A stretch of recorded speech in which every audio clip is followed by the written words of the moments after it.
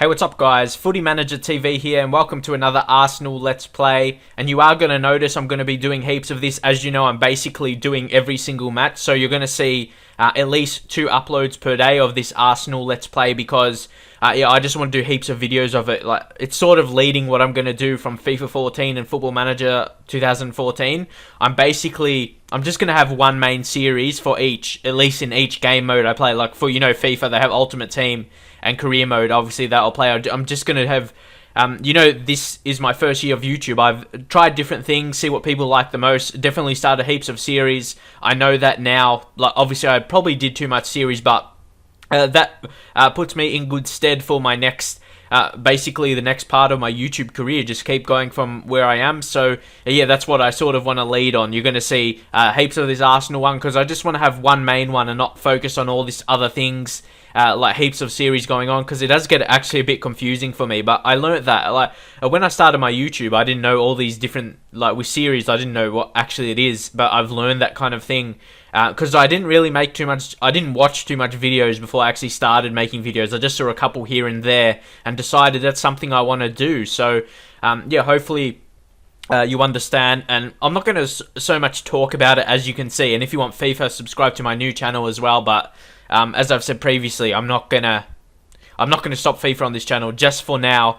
Until FIFA 14, there's going to be majority of this Arsenal Let's Play, and hopefully you enjoy that, because I do want to have a lot of Football Manager content and become a very well-known Football Manager commentator, because there isn't anyone compared to FIFA that's like a big YouTuber or Football Manager, and hopefully they'll be fantastic to be that. But definitely there's a lot of people, at least if not more deserving than me. There's fantastic Football Manager commentators. I might be thinking it's hard to start something for me, like competitions and tournaments, because I'm from Australia, and I'm probably, at least there's hardly other Australian YouTubers that do Football Managers, so it's hard to really do anything like that. And the most people are from the UK and they play it, so, and the time difference and all that kind of thing. But I won't worry for that for now. I'll just focus on this episode that we have right here. And today you see some results. We've got a match against Chelsea. You can't see it, but I'll show you in a second. But here's the results from other teams. Manchester City just scraping the win there in the 90th minute from Jolie and Lescott. No doubt that would have been from a corner. I wouldn't imagine he would have scored from much other opportunities. But as you can see, Bergdorf still scoring. Tottenham, they're always a big team. I'm not sure if other people notice, but Tottenham, they always make big signings, heaps of signings. There's Wigan. Video scoring a goal. That's very good from him. Obviously on loan from us. I already showed him in the last episode. And yeah, as I said, I'm just going to focus on my episodes for now. And if people are going to say, upload FIFA, people are going to say what they're going to say. But I'm just going to do what I enjoy. And hopefully most of my subscribers, I know with that, people are going to unsubscribe, like maybe 1 or 2 here and there. But compared to the subscribe, every day, if you see, you can see on Social Blade or whatever other way you can see, I'm always gaining subscribers every day. So I see it as that. Sometimes during the day I see it go down by 1 or 2, but then when I wake up the next day there's always more. So that's what I'm just focusing on, really, because every day I gain more. So yeah, that's all I really focus on. And yeah, leave your comments on that. I probably have focused on my subscribers a lot, and I probably uploaded FIFA when I'm not really enjoying it, just to keep the subscribers who subscribe for FIFA happy. It's hard YouTube. You gotta, especially when you do different games, people are gonna subscribe for their favorite game. Obviously, people will see my Football Manager videos and then they subscribe because of Football Manager video. Someone will see a FIFA video, then subscribe for a FIFA video. So it's really hard to get both, really keep both parties happy, really. So yeah, it's pretty hard as a YouTuber. People that just view the videos, they just expect you to upload. And yeah, it's people who don't make videos and they're just viewers. They really don't know how much time it takes, more so for the FIFA videos. Football Manager, not as much. But yeah, I always talk about that because that's what's on my mind. So it's hard not to talk about it because that's what's going through my head at the minute. But I'll try and not, these next episodes, I'm not going to talk, unless there's some outrageous something in the comments, people being trolls or something, then it will be brought up. But yeah, I'll try not focus on it, but it's hard to not focus on it when that's what's in my mind, my plans and that kind of thing. But from now on forward, I'll try and not focus on it because I know people just want to see the gameplay and that. So I'll try and So please try in your comments, leave positive feedback, and that's why I appreciate. But obviously, like feedback to how to make my videos better. Obviously, I always appreciate that. But anyway, today we've got a match against Chelsea at Stamford Bridge, and let's see what are going to be the results from this match here. You see Chelsea, they're 7th, and we're 4th, same games played. But in front of us, they got Stoke, Fulham, then obviously Man City. But they're only, well, the top two, Man City and Fulham, they're only one win ahead of me, and I have 2 extra games. So if I can keep winning and keep going on the streak, like I said, to try and win. Obviously, this is going to be a tough match against Chelsea, but Walcott on the good form, but you have to bring Falcao in. Walcott off the bench will undoubtedly be the best option. I like Walcott off the bench. He seems better as that option. But look here, Sophia Tater, 8.23 rating. He's really lifting now. Him and Sarabia having amazing seasons so far. So put Sarabia in the left mid position. As you can see, last 5 games, very good rating, but Murdersacker as well. All my players just playing fantastically. We'll bring Chesney back for Derby. Had a decent game in the Capital One Cup where we won 8-0 against Coventry in the last episode. That was fantastic.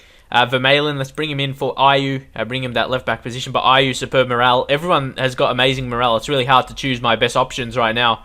And I might have to bring Oxlade-Chamberlain. To me, first season he was amazing. Last season he was okay. Well, it ended on a good season because he won the Champions League for us. Pretty much, he got an important goal. But anyway, his first season, as you can see, but I don't know, his attributes don't look amazing, but now he's improving, so he's sort of lifting a bit now with his pace up to 17. It's really hard to get all the players in, so yeah, leave your comments. But we haven't got heaps of injuries. See, we're starting now, Eduardo Salvio getting an injury, so yeah, we got to deal with that. Ramsey, he's obviously not doing as good as Tater. Tater, 8.22 rating. He's just a beast. And yeah, as I said, I'm going to be uploading heaps of this, like doing 2 uploads a day. But I know it depends what I have to do during the day and stuff like that. So I can't really make any promises, but there's definitely going to be 1 a day for sure. But sometimes it might be 2 or 3 within the 24 hours, because that's what I've been planning right now. I want to focus on 1 episode, or 1 series, I should say, and upload it consistently. And just keep uploading it like that, just 1 episode, and hopefully so people get interested in it, then I keep uploading it. And that's sort of what you're going to see from FIFA 14 from me. And I'm just going to do 1 Football Manager career, so it can be a bit balanced like that. It's a bit hard to compare it, because heaps of people who do FIFA don't do Football Manager. So yeah, and people expect daily videos, like I said before. And yeah, as I said, I'll try and get through this part fairly quickly. Let's bring on Korchia for Koscielny, more of an attacking option. Like, I want to go out and try and win it. I believe we have the team to go out and win it. Who do we have here? No one that can really win the game for us. Santon, obviously. Santon, he's a beast. Sorry, Vermaelen. Vermaelen, I don't know, he's the captain, but if you've watched all this series, you would have noticed sometimes you've seen him make errors, or I've said he's make errors. Either way, still the same. Christian Teo, again, another wide option. But he's not really, I don't know, I'd got to get the match fitness into him, but obviously there's some better options.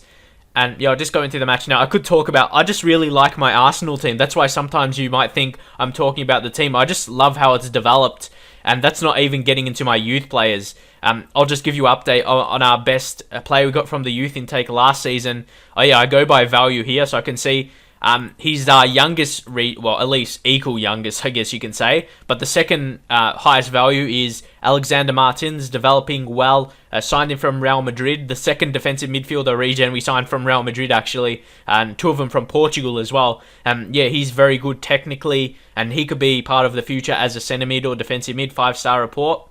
Definitely good. But our best player we got in last season, he's very versatile as well. Can play striker or attacking mid and out wide on the right. Yeah, Liam Rees right here, the best 16-year-old I've had for quite some time, if you ask me. He's already worth 3.6 million for a 16-year-old. That's a lot of money, and I'm not sure if you have him on a pre-contract or something. We haven't offered him a new contract when he turns 18, or when you have to do that. But anyway, as you can see, technically he's very good. If you see his attributes increasing a little bit right there. For me, 16-year-olds, they never look amazing, because it's hard to say, because when players don't look amazing, I don't really like them. If you take a look at Daniel Pinto here, again, he's got some low attributes, but again, he's still got some high ones. 16 dribbling for a 16-year-old is very good, and first touch 14 and technique 14, they're definitely going to be high, close to the 20s if he develops the way I want him to, and he could be a key player. And also Tom Cameron, Hopefully you enjoy seeing my regions, because these are gonna be players that I'm gonna develop into my team into the future. So I'm giving you a look at them now. I believe he was touted as the next Scott Parker. Well, he was before, and yeah. Anyway, I'll try and get into the match now, but I definitely want to show my regions as well. So it's really hard to show everything, because Football Manager, it's a very in-depth game compared to like career mode of FIFA. There's so much things I want to show. But here, Falcao, he scored 5 goals. Some other a couple goals, and Mertesacker, he scored 5 as well. He's just so good from the corners because of his height and jumping ability.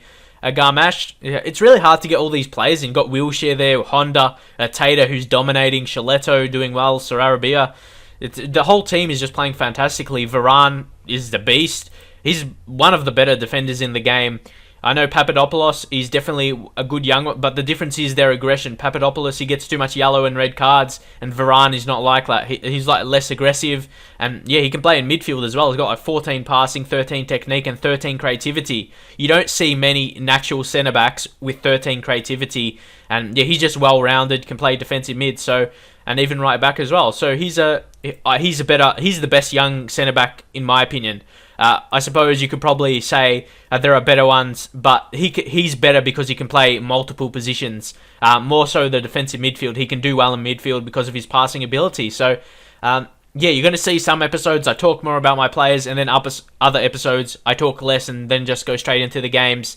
So leave your comments if you like me uploading like this, and I just hit my keyboard there, so it may make a little noise, but don't worry about that. Anyway, who they've got here, they signed Stefan Jovetic. Lamps still playing. Frankie Lampard, let's see how he's looking right now as a 36-year-old. He's still a beast at 36 years of age. Just the physical attributes, he's still performing. Well, they haven't really given him too much of a chance. His first starting appearance of the season. And yeah, tackling. Going to tackle him hard. But for the attacking player, Stefan Jovetic, I want to see how he looks as well. And I'm sure you want to see how younger players have developed, like 3 years in now. So, yeah, Jovetic, I would want to sign him, but we've got enough strikers already. And he's perfect how I want him. Like, he's good finisher, dribbling amazing, creative as well, can pass. Yeah, he's ideal player. Might sign him into the future. Like, maybe when Falcao gets a bit older, but obviously we've got Celestina, Traore, and Walcott. So, maybe another one, if I go back to a winger formation, he could be in there, but he's definitely the next player that's, like, similar to Ronaldo.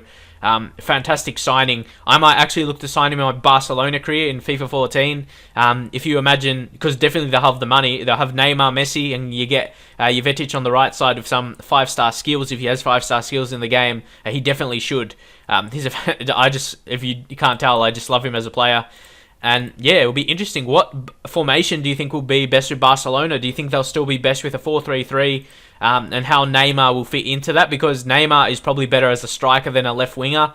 It'll be interesting if they waste him out wide. Of course, he can play out wide, but he's better as a striker, can score more goals. And would they work together? Like, if you play, would Neymar work well behind Messi, or how do you think they'll work? Could they play 2 strikers, or is it just a case of them just putting them anywhere in attack and they just give them the ball and let them do their thing? Because that's what you do with their best players. It doesn't matter in the attacking third where really position, if they're out wide on the left, out wide on the right, or in the centre. Does it really make a difference? Do you think it makes a difference, or you just need to feed those players and let them do what they do?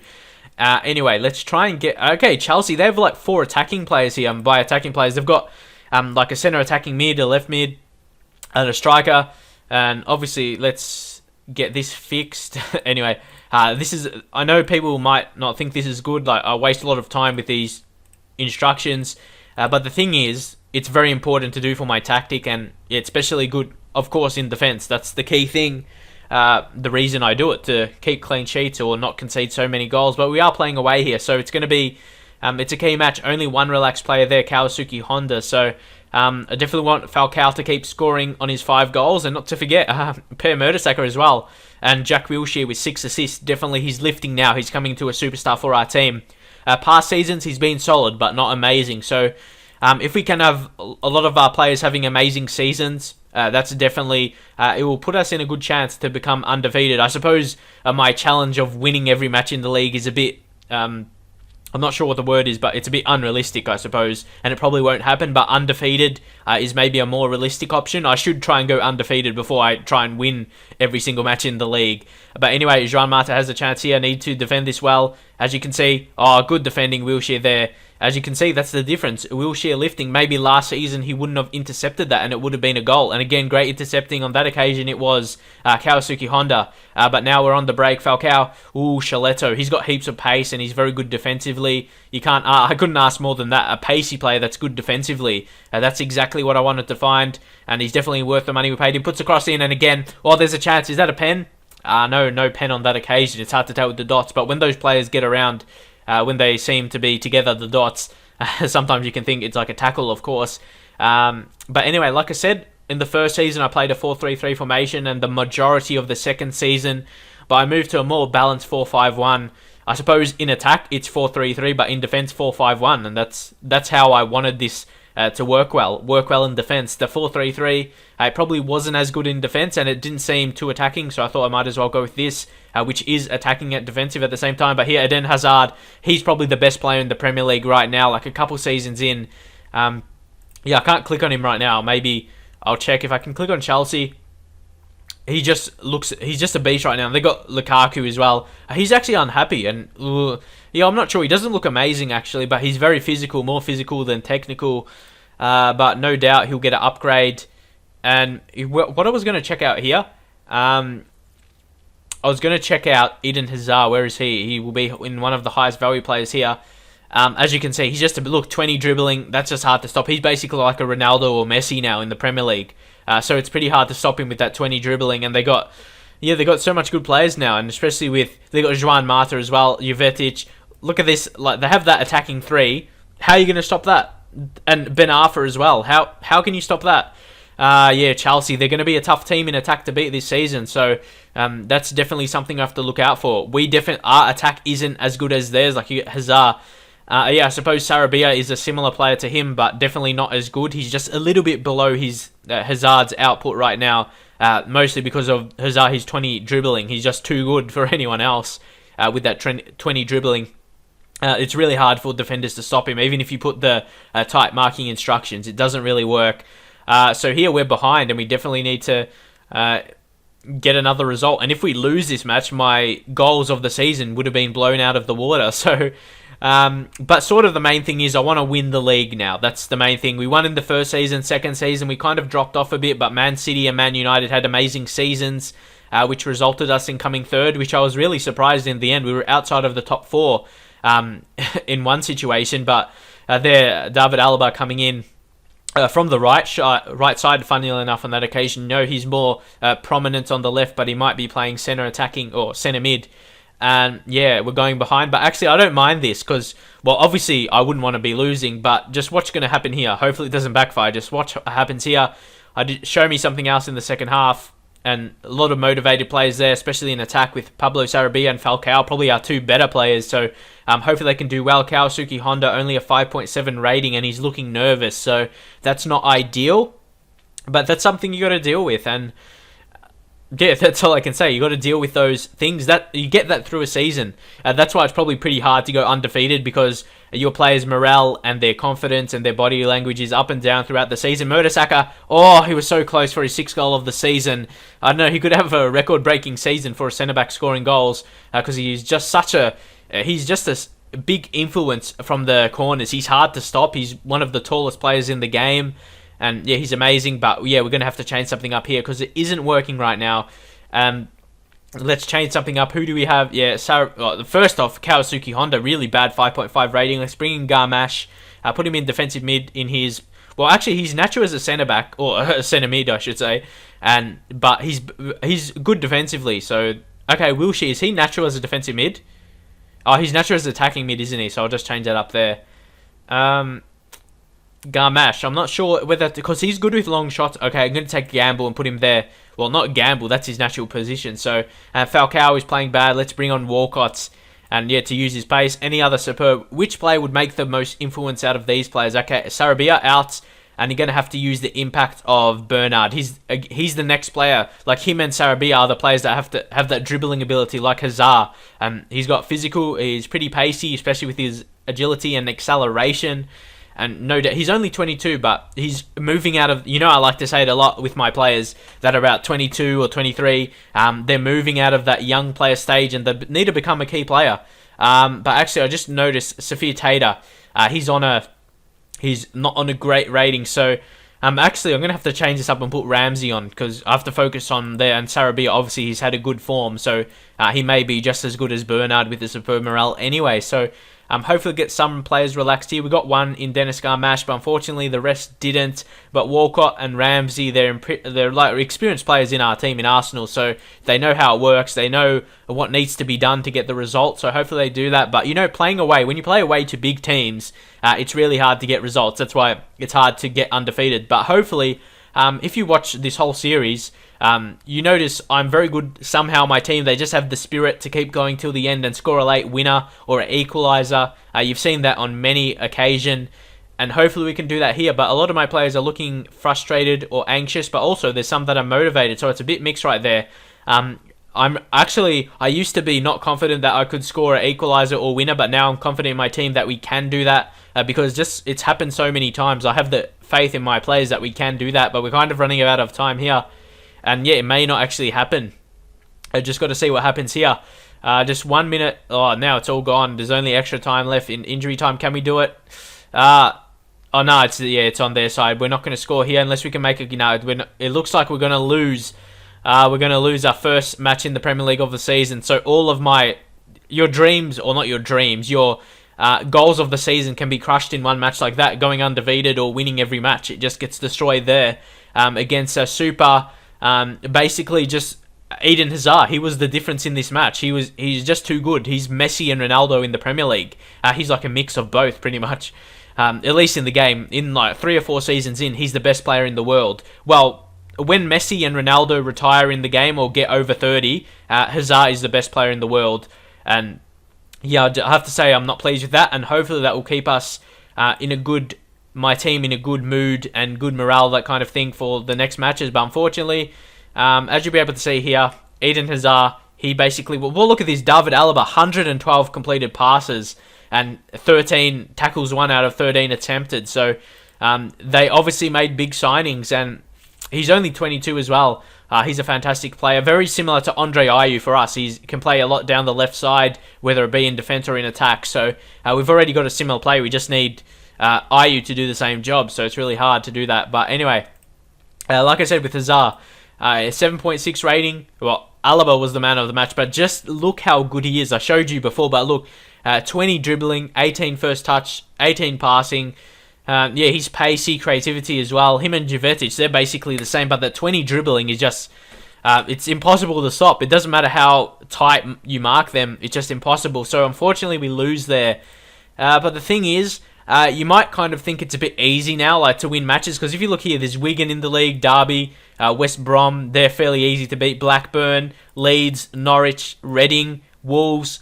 There's heaps of teams that are easy beats in this league, and even Sunderland as well. They aren't that great. Aston Villa, not as great as past years, like a couple of years ago in real life. And Gerrard, look, he's still got that highest average rating, trying to lift like Liverpool back up. He's still a fantastic player at 34 years of age, like Kim and Lampard. Look, go back, Gerrard, 6 goals. He's still at the top of his game. Like those classy players, they're good into their 30s, like mid-30s. They still do the job. So, Liverpool. Where are Liverpool? They're 8th. So they're still stuck around that like, sort of a higher mid-table position. They're not really getting above that.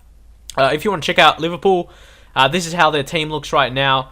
Who's their highest value players? They've got Lucas Leiva, Granit Xhaka, Gaston Ramirez, scored Michael Bradley. It's like a similar team, like similar kind of signings, like not amazing players, just solid players that do the job. But yeah, they don't have world-class players.